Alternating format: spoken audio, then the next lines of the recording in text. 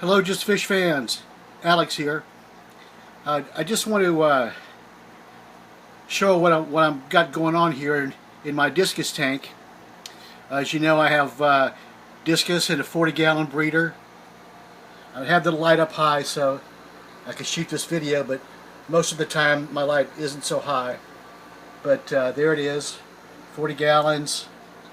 I have 4 discus now.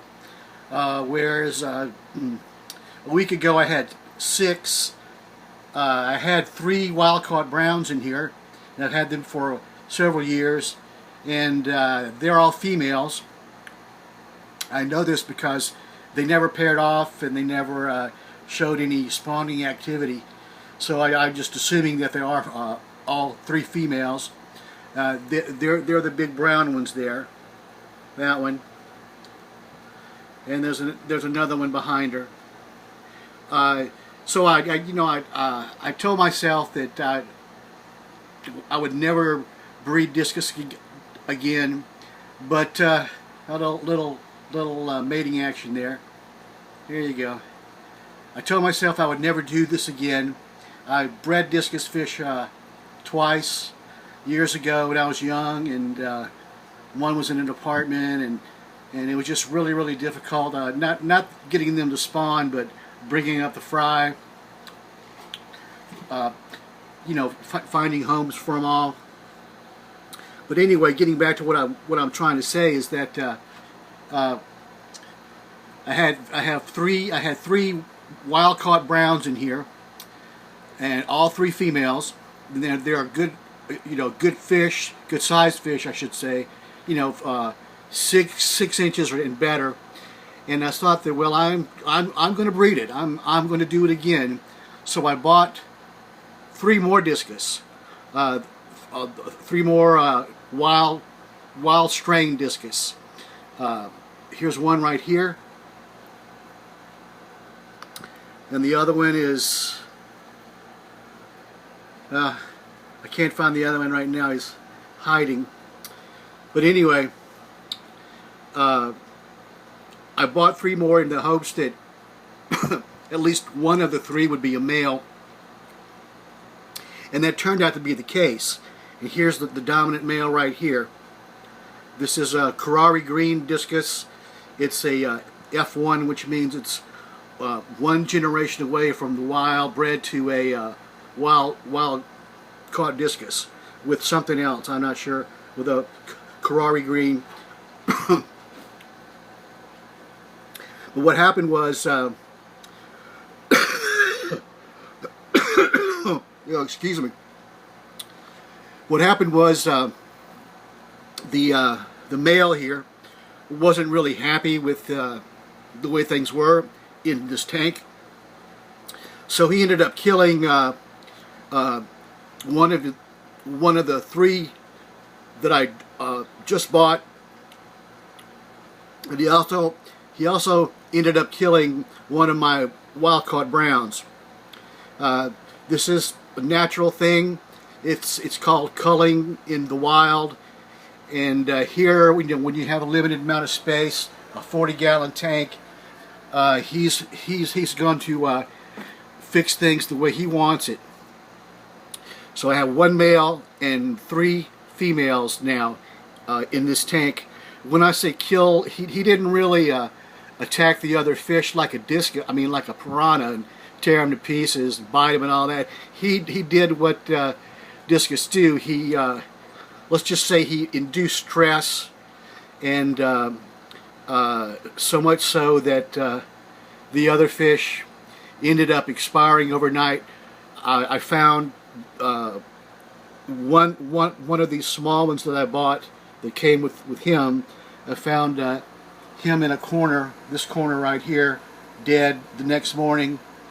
And then I found, a couple of days after that, I found one of these big browns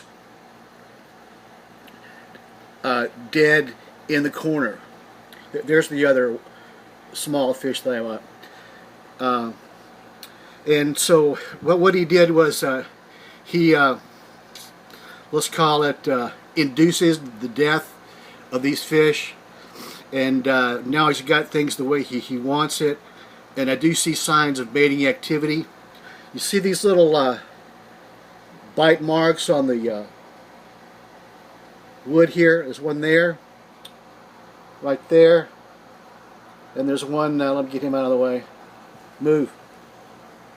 Well, I can't, he won't move, but the right behind him there's another bite mark, and these are, you know, where they start to pick at the bark on the wood and make a space for laying the eggs. There's the other one, right there. So what I'm going to do, hopefully, is breed this male to one of these wild-caught browns.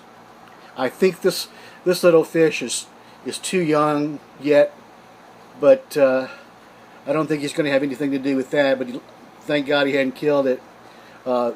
Breed this one with one of these big browns back here, and I think they'll have a really good fry, really good looking offspring fish. As you may know, I do like the wild-caught discus look, you know, with the stress bars and all that.